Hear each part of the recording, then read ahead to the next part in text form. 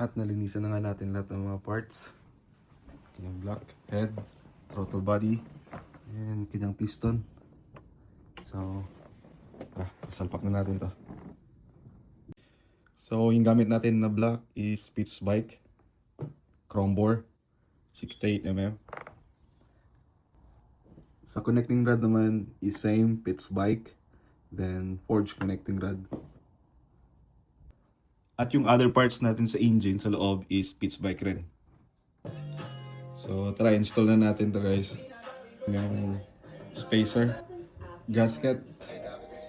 So nalagay na natin kanyang spacer and then gasket. So next naman natin yung block.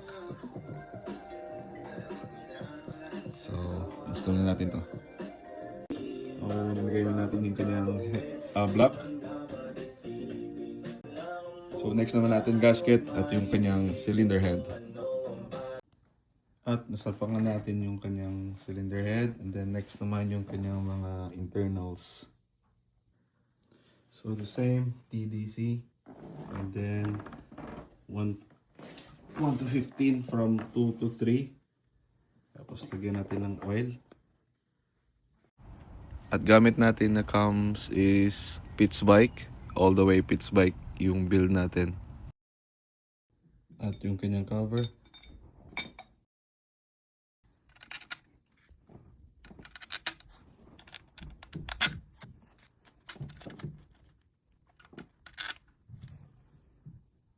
At syempre sa pagigpit is kailangan natin ng torque wrench para iwas sira ng mga cams. Nanigpitan na natin yung kanyang tensioner. Next, yung kanyang manifold. At isunod na rin natin yung kanyang throttle body.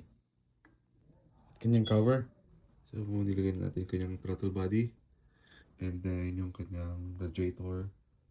At nilagyan na rin natin ng coolant sa kabila. Ready na rin yung exhaust. Okay na rin siya. At tara, check na natin to. So ang ganda ng weather. Then ready na natin i-start up to.